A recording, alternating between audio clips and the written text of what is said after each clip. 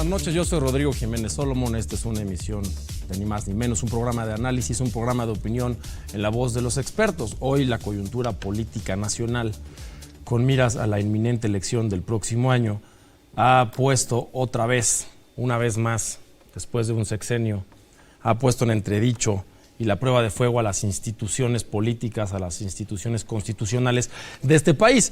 Y si se puede ser en un Estado moderno, se tiene que pensar de manera necesaria en la división de poderes. Fue en 1700 cuando Montesquieu lo escribió, pero los antecedentes de nuestra sociedad organizada políticamente datan de mucho antes. Tenemos muchos casos, como lo fue en la antigua Roma con la llegada de Julio César y después el posicionamiento de Augusto, cómo se fue recomponiendo el poder en nuestra especie, en nuestra humanidad. Pero México es un país que es un país de tradiciones muy fuertes, no solamente en lo cultural, también en lo político, también en lo social. Y si pensamos en división de poderes, los mexicanos de manera inmediata sentimos un poco de escalofríos en la nuca, pensando que esto puede vencerse, porque somos un país que vivió no solamente una independencia que implicó un cambio radical en nuestro país, sino también una revolución que cobró la vida de millones de personas en México y que se hizo precisamente para poder controlar de nueva cuenta al Poder Ejecutivo, que el Poder Ejecutivo no fuera permanente en nuestro país y que las decisiones tuvieran contrapesos. Esa palabra que se dice muy fácil, contrapeso, pero tiene implicaciones muy profundas. México es un país que respeta la división de poderes, en específico son el Poder Ejecutivo, que es el presidente, el Poder Legislativo, que son las cámaras de diputados y senadores, y el Poder Judicial, los jueces, que hoy pues entre los tres estamos viendo un campo de batalla sano, creo yo. Preocupémonos cuando los tres poderes no hay conflicto entre ellos y no están discutiendo y debatiendo y dándose de catorrazos, porque quiere decir que o nada pasa o todo pasa sin que nos enteremos. Doy la bienvenida y agradezco la presencia de tres abogados, académicos, también periodistas que son expertos en la materia. Los tres tienen publicaciones al respecto y tendrán mucho que decirnos, no solo de este concepto ideológico pues ya muy antiguo de la división de poderes, sino de cómo está en México y qué está pasando. Doy la bienvenida al doctor José Luis Camacho Vargas. Bienvenido, José Luis. Rodrigo, muchas gracias. Muy buenas tardes a todas y todos los amigos que nos hacen favor de ver y escuchar. Gracias, por estar Rodrigo. Con nosotros. Al doctor Julio Jiménez Martínez. Julio, bienvenido. Rodrigo, gracias por la invitación. Muchas gracias. Gracias por estar aquí. Muy amable. Y al maestro Eduardo Morales Figueroa. Bienvenido, Eduardo. Muchas gracias. Al contrario, Rodrigo, es un honor estar aquí. Tal vez a mi generación, a la famosa generación millennial, pues tal vez no nos hace mucho ruido lo que implicó esta batalla de las oposiciones en México para poder consolidar contrapesos políticos. En México hemos vivido gobiernos presidencialistas pues desde después de la Revolución Mexicana. Lo que se decía por el presidente se hacía en todo el país. El Congreso pues realmente era elementos subordinados al presidente, todos pertenecían prácticamente al mismo partido. Fue así por más de 70 años, y la oposición en México empezó a crecer desde las provincias, en específico desde el norte hacia el centro del país. Hoy en México pensar en alternancia ya es algo lógico, algo natural. Pero antes del año 2000, que ya son 23 años del año 2000, probablemente hay gente que nos está viendo ahora en sus casas o en sus teléfonos móviles que tiene menos años que de cuando Vicente Fox llegó a gobernar nuestro país. Claro. No existían contrapesos. Fue hasta los años 80, los años 90 que el Congreso empezó a tener a ciertos panistas, luego el movimiento del 88 reventó al PRD y entonces la izquierda empezó a nacer con fuerza. Pero antes de eso no existía. Los jueces estaban subordinados al presidente, la Suprema Corte también, el Congreso también. Hoy, que tenemos un presidente muy fuerte, muy popular, estamos viendo unos encontronazos que bueno, están, pero para verlos casi con palomitas e intentar entender qué está sucediendo. José Luis, desde tu perspectiva y tu experiencia, ¿tú cómo ves la composición de los tres poderes en México y su enfrentamiento actual? Fíjate, Rodrigo, que en primer lugar yo no coincidiría contigo totalmente en lo que has dicho.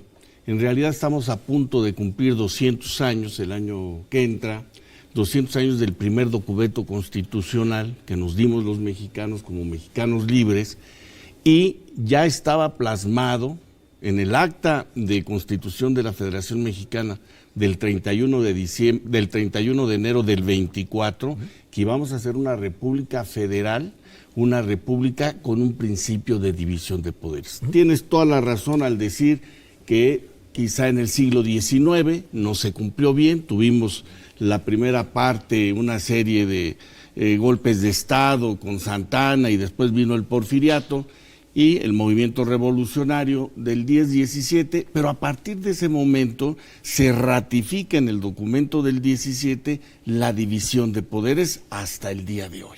Y yo creo que se evolucionó durante 70 años, donde había un partido hegemónico, pero también había controles.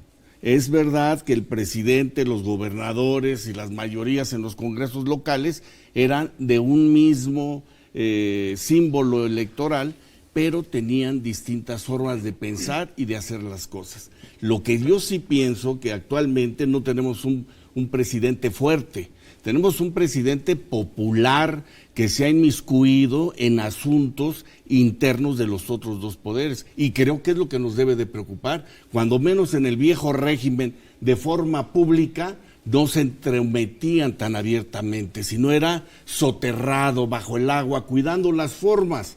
Pero ahora vemos que les dice desde la mañanera que ya habló con los ministros y que 3 no quisieron y que los demás sí, y que va a meter a la cárcel a fulano de... Oye, eso no es posible, ni puede dictarle a los señores legisladores qué es lo que tienen que legislar, ni una coma le van a quitar.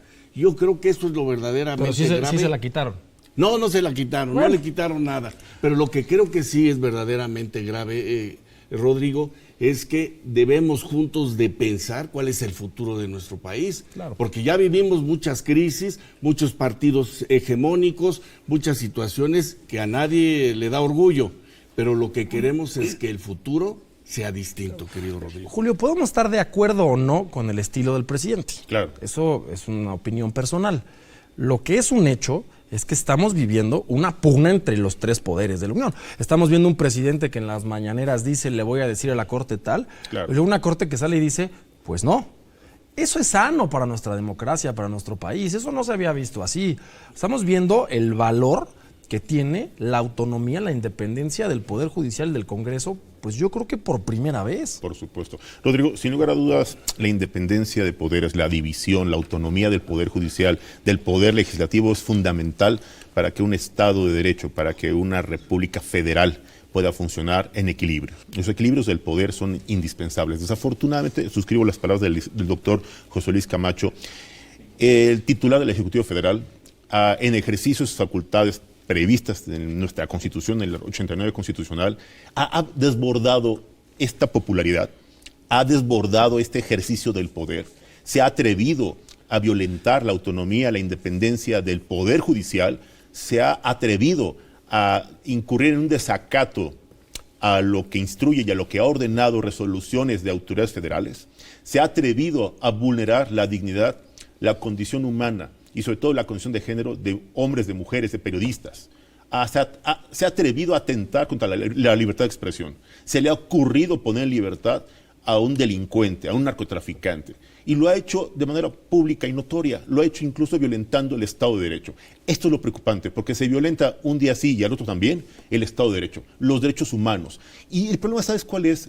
Que él se ha encargado con esta gran popularidad de controlar, someter los organismos constitucionales autónomos. Y hay de aquel que no se someta al capricho, a la ocurrencia, a la imposición temeraria, irresponsable, infundada, yo diría que hasta abusiva o autoritaria, de un hombre que somete a todo aquel organismo que no está de acuerdo a sus intereses. Y bueno, te pongo un ejemplo, el INAI.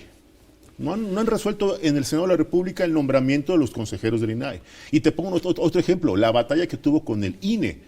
Hoy llegó alguien alineado los intereses y hoy el INE hasta se reunió con ellos. Pero tenemos INE, los mexicanos aún. Pues sí, pero es un INE tibio, no es un INE que ha demostrado su autonomía, ejercicio de facultades constitucionales, no se ha pronunciado de manera contundente, sí ha hecho comentarios, ha hecho recomendaciones y finalmente quien ha demostrado esta autonomía es el Tribunal Electoral, el Poder Judicial de la Federación, que lo ha resuelto, que lo ha en cierta medida intentando contener a esta fuerza del Estado. Y bueno, y ese es el ejemplo que hoy se vive en varios estados de la República Mexicana, Rodrigo. El Tribunal Electoral pertenece al Poder Judicial. Bueno, volvemos otra vez a la teoría de pesos y contrapesos y la división de poder que está mostrando su funcionalidad. Al final, otro poder está diciendo al Ejecutivo, limítate. Detente. Pero Eduardo, en 2 minutos antes del corte, tal vez es que tenemos un presidente que su discurso es demasiado honesto con la gente, porque que un presidente esté intentando tomar dominio de los otros poderes es precisamente el por qué se inventó la división de poderes. Eres muy decente en tu apreciación, Rodrigo. Yo creo que no es eso. Yo creo que estamos llegando a algo que dijo López Portillo hace muchos años, que lo peor que le puede pasar a los mexicanos es que nos volvamos un país de cínicos. Y yo creo que ese es el tema. No nos espanta el que se esté tratando de fortalecer o se intente llamar la atención sobre no fortalecer el equilibrio de poderes. Pero yo recordaré ahora que mencionaba el doctor Camacho, hace algún tiempo, y no hace mucho de eso, te estoy hablando del gobierno de López Mateos y de ahí para atrás, que llegaban diputados igual de ignorantes que estos, pero con una diferencia, que yo los he entrevistado y me lo han dicho. Tú eras diputado y llegaban y te decían, oye, diputado, tienes que presentar esta iniciativa de ley. Ni siquiera te ponías a preocuparte ni a arrastrar. Tú llegabas y levantabas la mano, la iniciativa de ley la presentabas y todos los demás aplaudían y la aprobaban. Entonces, esas etapas que ya hemos superado, esas etapas que, es cierto, durante mucho tiempo los presidentes priistas, quitaban a gobernadores. El caso de los últimos todavía, yo me acuerdo el caso del gobernador de Jalisco, Guillermo Cosío Vidaurri, por una decisión de Salinas de Gortari, por una cuestión política y ambientalista, por un estallamiento de un drenaje en Jalisco, en la ciudad de Guadalajara, pues le pidió la renuncia. No le sucedió lo mismo a Zedillo cuando le pidió la renuncia con el conflicto de López Obrador en Tabasco. Sí, a Madrazo. A Madrazo. Sí, y en lugar de eso le dijo Madrazo, ¿sabes qué? A mí no me quita el presidente, a mí y me luego puso fue el pueblo. Candidato a la presidencia. Exactamente. Entonces, el punto no es que no haya o que nos espante que no respondan al equilibrio de poderes. El tema es el cinismo al que hemos llegado. Y que lo que se ha avanzado y lo que se había avanzado para poder respetar o por lo menos aparentar o por lo menos guardar las formas entre el poder legislativo, el ejecutivo y el judicial, resulta que se rompe. Y cuando se rompe, entonces esto es lo que hace que empiecen a tronar las estructuras y empiece la molestia real. Claro. No podemos permitirlo. Claro. Vamos a un corte y regresamos a platicar del conflicto de poderes en México.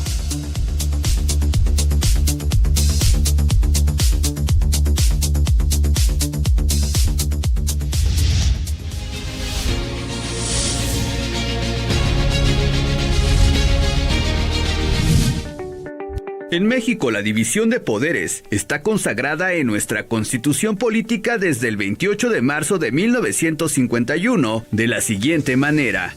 El supremo poder de la Federación se divide, para su ejercicio, en legislativo, ejecutivo y judicial. No podrán reunirse 2 o más de estos poderes en una sola persona o corporación, ni depositarse el legislativo en un individuo, salvo el caso de facultades extraordinarias al Ejecutivo de la Unión, conforme a lo dispuesto en el artículo 29. En ningún otro caso, salvo lo dispuesto en el segundo párrafo del artículo 131, se otorgarán facultades extraordinarias para legislar.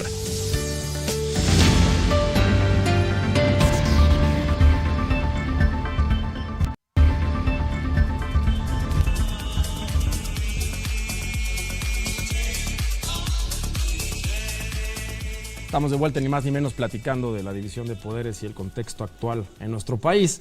Y en la antigua Roma era legal, una figura muy interesante que se llamaba el dictador. Cuando existía un riesgo inminente al Imperio Romano, entonces era República Romana, un individuo que nombraba el Senado se llamaba el dictador. Y el dictador tenía poderes absolutos, prácticamente disolvía a los otros poderes para poder enfrentar esta crisis. Hubo muchos ejemplos históricos, como lo fueron guerras, hambrunas, plagas, pero el dictador no era necesariamente una figura mal concebida o mal pensada en Roma. Lo que pasa es que la historia hoy, cuando hablamos de un dictador, tiene malos ejemplos porque precisamente quien concentró el poder mucho tiempo, pues terminaba pervirtiéndolo. Es precisamente el por qué hoy se ha fortalecido en nuestra sociedad la división de poderes y sobre todo alejarnos de los regímenes militarizados en los países democráticos. En México estamos viviendo un momento muy interesante. Yo podría afirmar que tenemos al presidente de la República en nuestra historia que más comunica, que todos los días está enfrente de los medios de comunicación. Habrá quien esté a favor, habrá quien esté en contra, pero eso sin duda da agenda para nosotros los medios de comunicación y también facilita que el debate público tenga un poco más de carnita en lo que está pasando y lo que no. Decían en la mesa que la división de poderes existe en nuestro país en papel hace cerca de 200 años, pero estamos viviendo realmente un conflicto entre poderes como yo creo que nunca se había vivido en nuestro país. Hay que recordar en los años 90 cuando el presidente Zedillo, el famoso Cedillazo a la Corte, con una reforma que los ministros entonces ni se enteraron, y don Ulises Schmil, a quien le mando un saludo, fue mi profesor en la Facultad de Derecho, de repente se despertó y dijo pues que ya no soy ministro y nadie de aquí es ministro, y de los 28 que éramos ya nadie, y ahora van a haber 11 ministros nuevos. Pues el presidente López Obrador al inicio de su mandato no solamente tenía la fuerza política, sino también el control por la mayoría de votos en el Congreso, y no disolvió la Suprema Corte y la rehizo. ¿Por qué? Hay muchas opiniones del por qué no lo hizo. Hay muchas personas que creen que su agenda se enfocó en A, B o C, o incluso que no era un tema correcto. Pero lo que es verdad es que hoy los mexicanos estamos siendo beneficiarios de que, en especial, la Suprema Corte de Justicia de la Nación esté siendo un contrapeso fundamental en las decisiones políticas y públicas de un presidente. No porque sean buenas o malas las decisiones, es porque los contrapesos son buenos. Fíjate que yo pienso que en las mañaneras no se informa, se desinforma y se miente. Yo quiero decirte que te felicito porque eres muy joven y tienes una serie de datos, de información, de cultura que no es común en los presentadores, en los conductores de los espacios. Te felicito por tu juventud y tu cultura.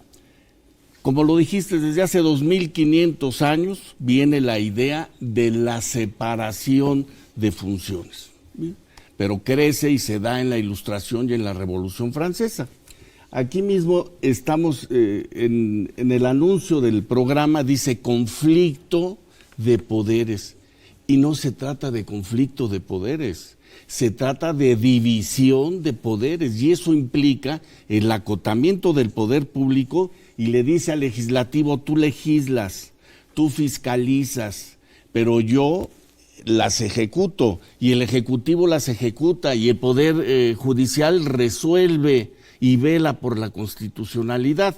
Entonces, cada quien debe de tener sus atribuciones. ¿Quién es más y quién es menos? Lo decía la secretaria de Gobernación. Bueno, nadie es más, nadie es menos en el 49 constitucional, pero desde el 14 con Apatzingán tiene preeminencia el poder legislativo, y en la actualidad el poder que puede estar sobre los otros dos cuando se es árbitro es el poder judicial, sí. Pero nadie es más ni nadie es menos. Lo que pasa que son atribuciones distintas, y el presidente quiere avasallar, quiere ordenar, ni una coma le quiten. Les está indicando a los legisladores, y ya el simple hecho de que les indique es ofensivo y transgrede su fuero constitucional y ese principio consagrado en el 61 de la Constitución, donde nadie puede, ningún legislador puede ser reconvenido por sus expresiones. Nadie más la tiene, ni el presidente, ni los magistrados, ni los ministros de la Corte. Entonces yo creo que el problema de fondo es que no se trata de conflicto, se trata de colaboración, y los tres poderes deben de estar juntos con una visión que es servir a México, y creo que nos está dando. Pero tarde o temprano se van a encontrar en criterios distintos. Tal vez no nos gusta que el presidente lo diga, pero nos debería de gustar menos que el presidente lo haga. Ha habido presidentes que no lo dicen y no tienen conferencias todos los días, pero que por abajo, como decían en sus intervenciones anteriores, operaban para lograr que se pusieran o se quitaran las comas. También hay una diferencia sustancial. El presidente es una persona, el Ejecutivo recae en una persona, el Congreso en cientos de personas. Y el Poder Judicial, sí, en la Corte son algunos ministros, pero son también miles de jueces en el país. La concentración de poder en un individuo es evidente que es el presidente. Y Eduardo, creo que esto es muy importante que los mexicanos lo entendamos, porque sí tenemos mucho que hacer al respecto con nuestro voto. Nuestro voto precisamente influye en los controles de poder en nuestro país. Desde luego, mira, Rodrigo, lo que acabas de mencionar, y me sumo a lo que dijo el doctor Camacho, primero es un honor estar contigo y ver el manejo, no en este programa, en todos tus programas. Tengo muy buen equipo. Que eso es muy importante. Pero mira, el asunto es que nosotros venimos heredando, lo acabas de mencionar, esa figura de la dictadura que tenemos el mejor ejemplo. Tu auditorio debe recordar la ciudad de Cincinnati en los Estados Unidos, que fue el apodo que le pusieron a Washington, pero que venía de la figura de Cincinnato, que era un romano, que era llamado precisamente cuando había estos conflictos y era un dictador. El tema de la dictadura se complica cuando en lugar de reunirse para servirle a su pueblo, se vuelve un tirano caprichoso. Y nosotros, yo diría que no estamos frente a una dictadura, sino frente a una tiranía, que es aún todavía más grave. Pero tenemos otro problema histórico. Nuestro país tiene muy poco tiempo del ejercicio democrático. Es más, yo hasta dudo que el propio Juárez y que las elecciones que hemos tenido anteriores hayan sido tan claras. No había, bueno, el ejemplo es Guerrero. Cuando Guerrero llega a la presidencia de México es porque desconoce al presidente anterior y no tenían la fuerza para imponerse. Entonces, un ejercicio democrático lo empezamos a tener a partir de los 80s para acá. De acuerdo. No hemos tenido nada antes. Y tenemos, desgraciadamente, los mexicanos tienen la figura de los reyes y de las monarquías y hemos malinterpretado que por ser presidente es casi un monarca, y no es cierto. Los mismos mexicanos no hemos asimilado esa diferencia de poderes. No podemos entender que un solo hombre sea igual al conjunto de los miembros de los 11 miembros de la Corte o el equivalente al Poder Legislativo. Si nosotros no nos metemos en ese chip y no sabemos lo importante que es ir a votar, si nosotros tenemos un abstencionismo tan elevado, este país no va a cambiar y no va a evolucionar, que es lo peor de todo, porque cambiar puede ser, pero evolucionar es otra cosa. Entonces, terminando con la pregunta, sí, necesitamos tener conciencia absoluta, todos los ciudadanos, de que necesitamos ejercer nuestro derecho al voto. Y eso implica entender que incluso nuestro gran héroe o admirado político que podemos apoyar con nuestro voto a llegar a gobernar, también tiene que tener controles. Al final, así funciona, ¿no? Entre más controles claros exijan y contrapesos, pues permite que el gobernante no se sobrepase y que las ideas y sobre todo las minorías sean protegidas. Vamos a un corte y regresamos.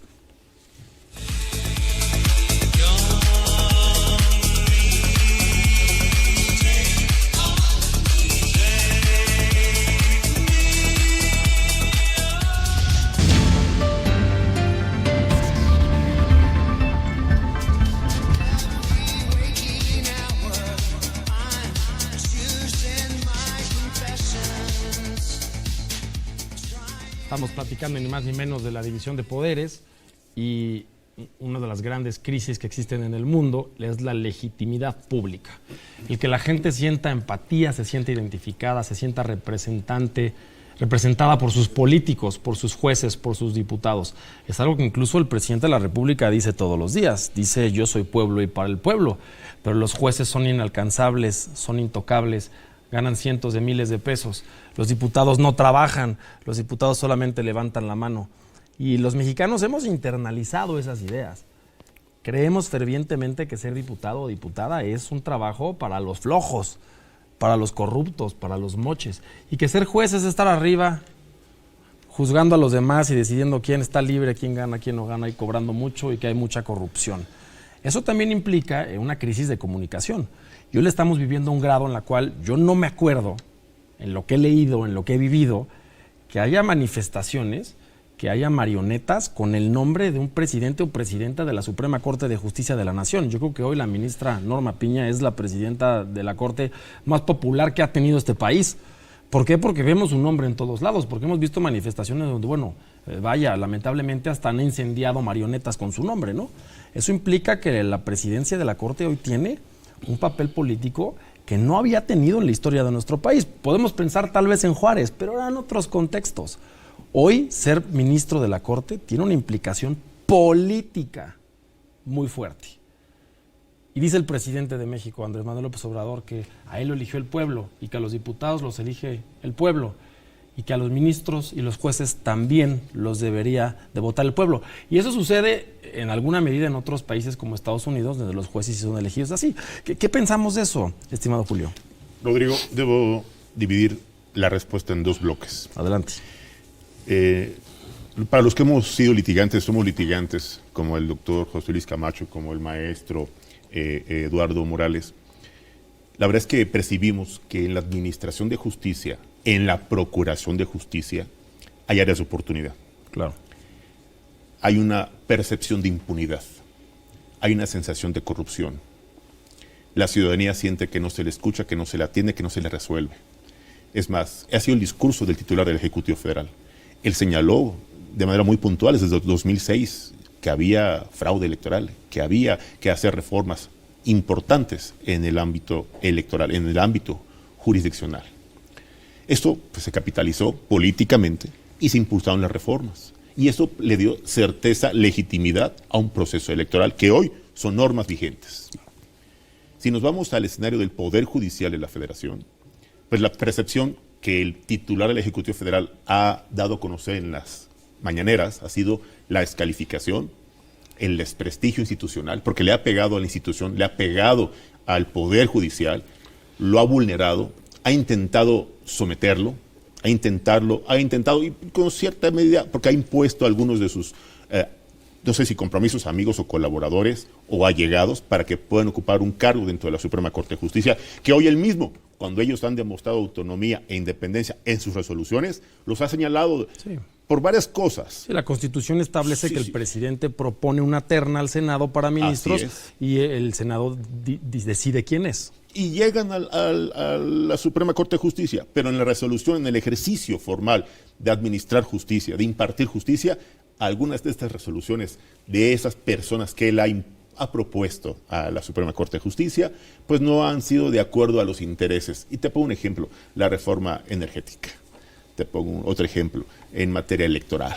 Él pretendió someter al INE, pretendió someter los sueldos y salarios impulsando una ley de salarios máximos, obviamente sometiendo la base salarial de jueces y magistrados.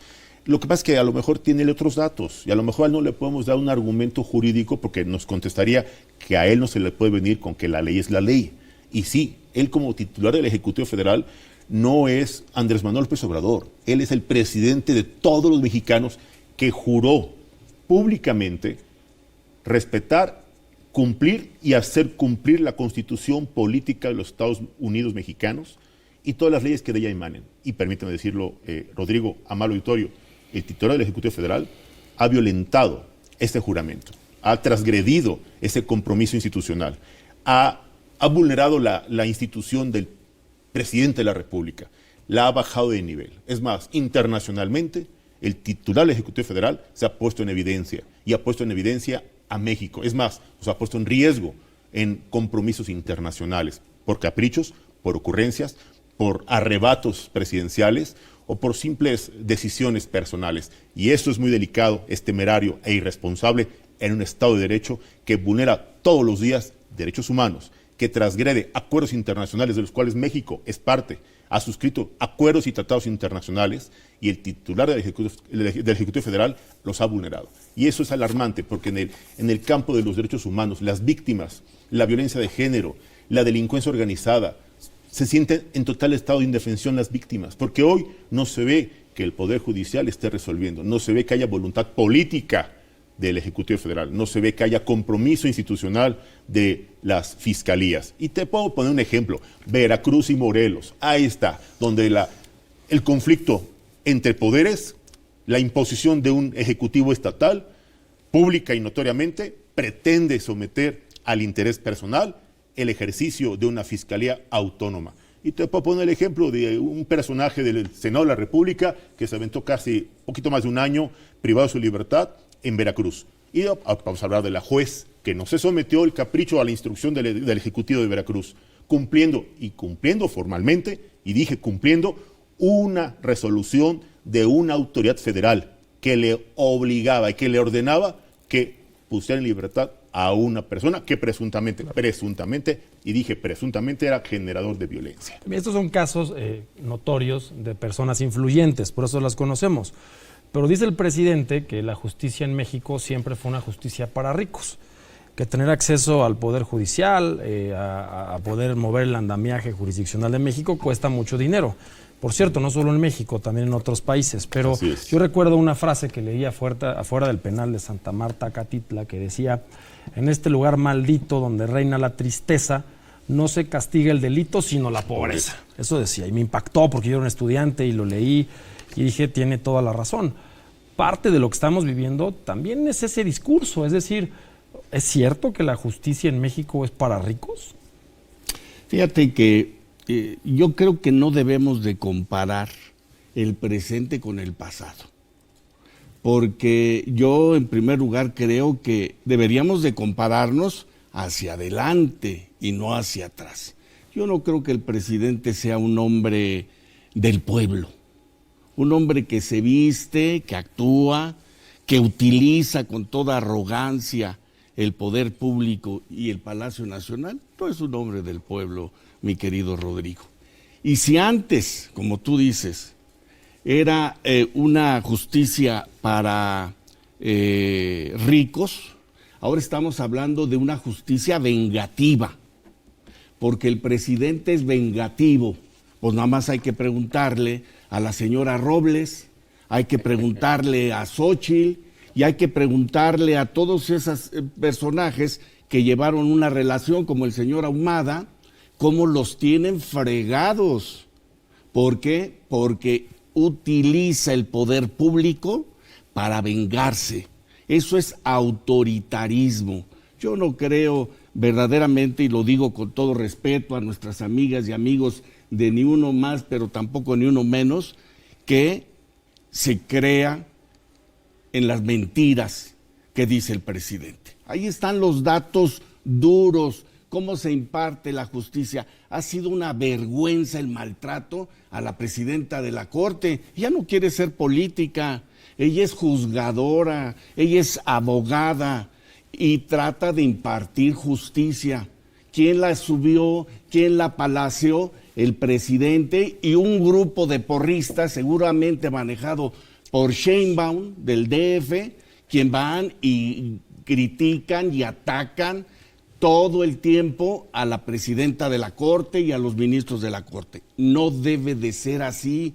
Están cumpliendo con su chamba y la gente cree las mentiras que dice el presidente, porque son mentiras. La señora cumple, la señora ministra, presidenta, cumple con su obligación. Así es que yo creo que eso, el tener acceso a los medios como él los tiene todos los días y el poder criticar a su antojo todos los días y poner música como lo pone en un tiempo oficial, es una verdadera vergüenza. Y quiero decirte que nunca sucedió en el pasado.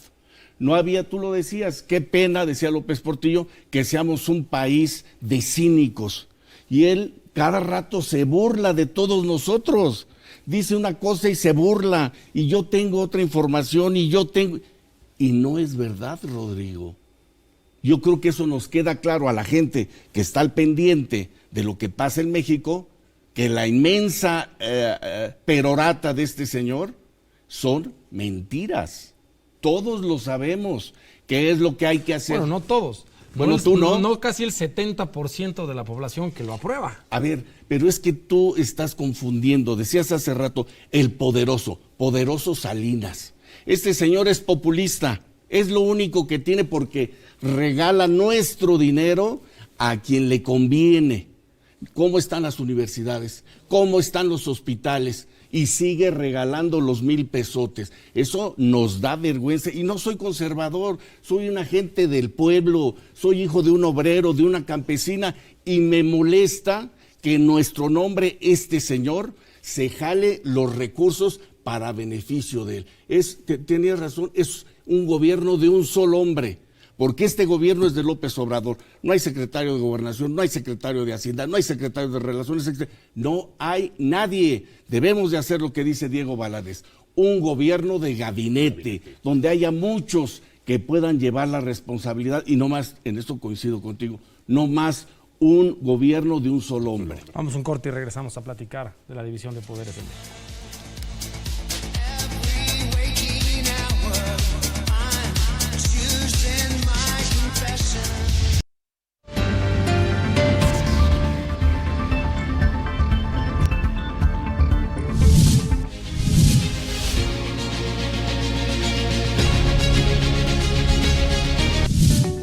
El primer desacuerdo entre el Poder Ejecutivo y el Judicial sucedió en 2021, cuando la Suprema Corte de Justicia de la Nación invalidó una ley para que ningún funcionario del Estado ganara más que el presidente. Esto debido a que no se contemplaron parámetros para fijar el salario del presidente y la medida resultaba arbitraria. Desde entonces, se han tenido enfrentamientos entre estos dos poderes en temas como la reforma eléctrica, la reforma al Plan de Estudios de la SEP, la reforma al Instituto Nacional Electoral, la elección de los ministros de la Suprema Corte por voto popular, el nombramiento de obras públicas como de interés público y de seguridad nacional, entre otros. Estamos de regreso platicando del conflicto que existe en nuestro país actualmente entre los distintos poderes. Veamos en este corte información de todas las reformas que han sido valoradas por la Suprema Corte de Justicia y que no han pasado conforme el presidente propuso y el Congreso dispuso.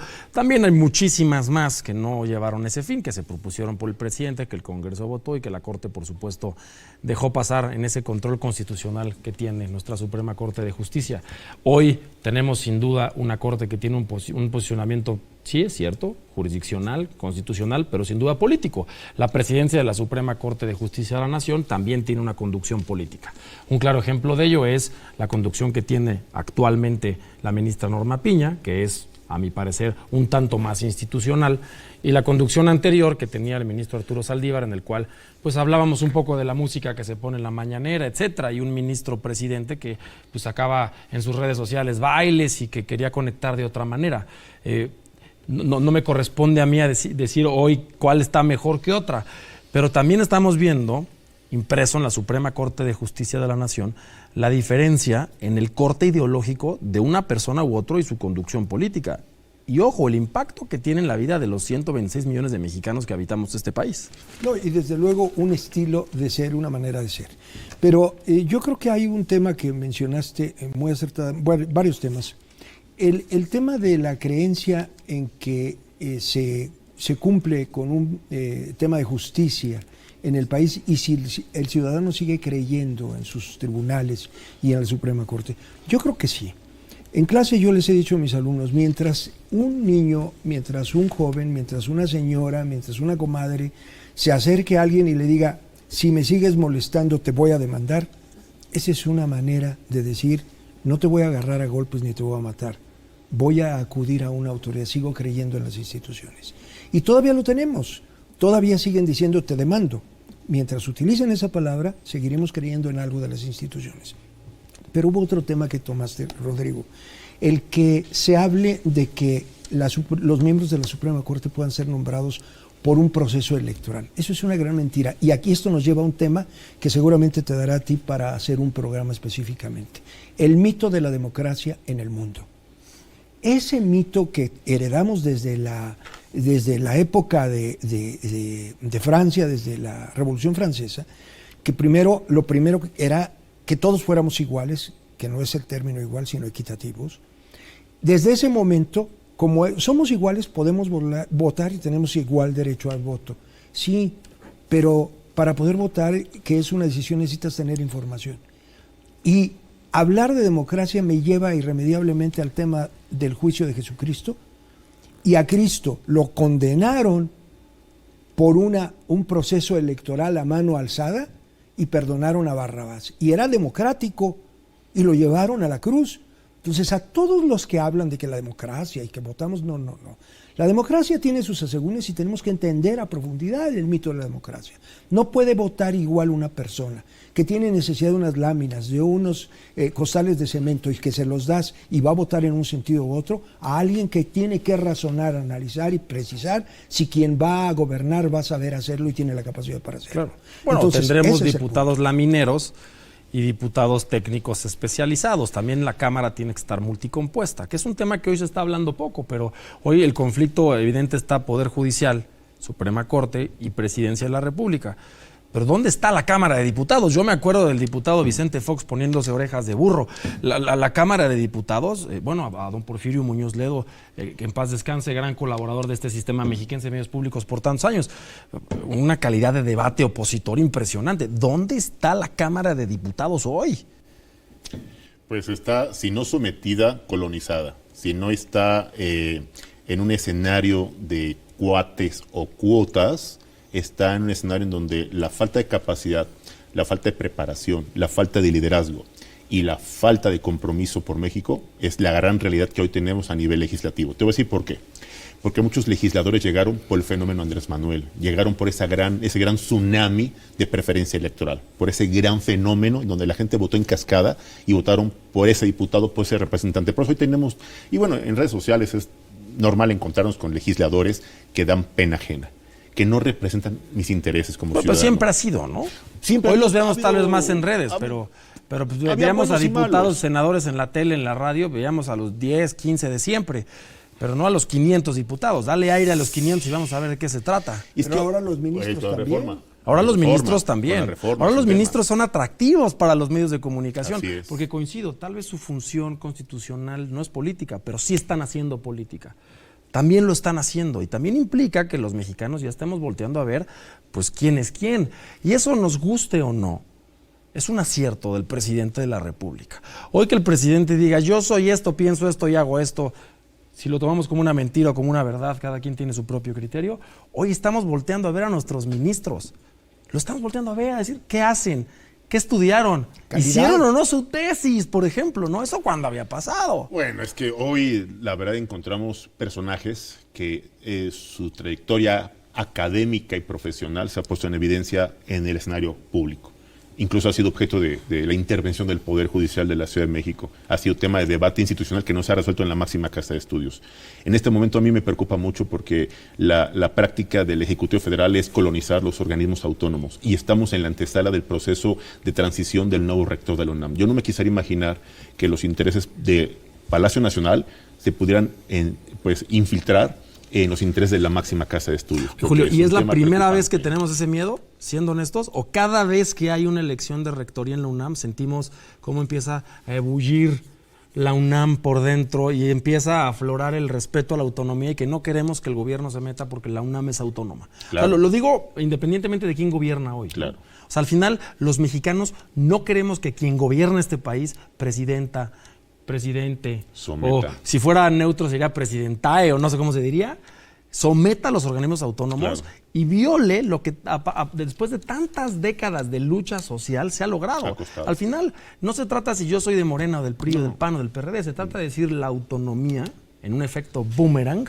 Mañana a mi ciudadano me podría beneficiar. Por supuesto. Es la gran preocupación y yo creo que es el reclamo legítimo de la población, respetar las instituciones, respetar la autonomía, la independencia, respetar el marco constitucional. El problema es que mi preocupación es fundada sobre este actuar día con día de la violación a nuestro marco constitucional. No me quisiera yo imaginar un escenario en donde hubiese, precisamente, como lo ha querido hacer con el INE, como lo hizo con el INAI, como lo ha querido hacer con muchos organismos, la Comisión Nacional de los Derechos Humanos.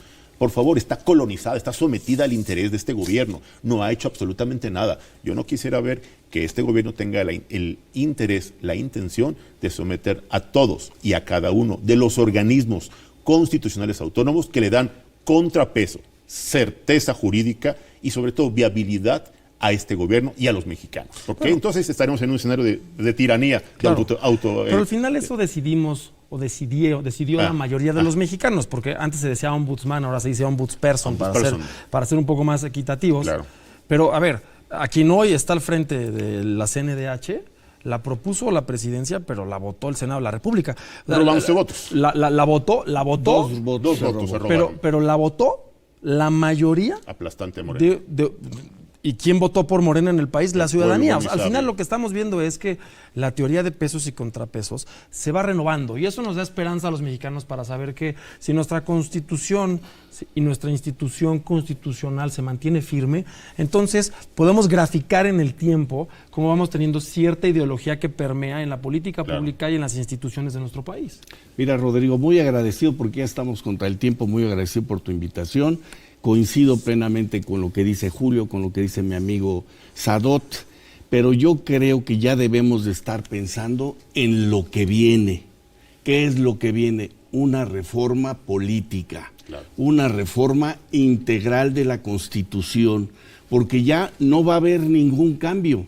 ya no va a haber ningún cambio, nos amenazan con más reformas cuando llegue la próxima 66 legislatura, y yo creo que tenemos la aptitud de ir preparando un material, porque no va a ganar Morena, afortunadamente. La mayoría de los mexicanos sabe la situación tan difícil en la que hemos vivido estos cinco años, y creo que hay esa reflexión, hay ese pensamiento para, como lo decías tú, un voto razonado y un voto selectivo. A ver, quién a las cámaras, quién al Senado, quién a la gubernatura, quién al Ejecutivo.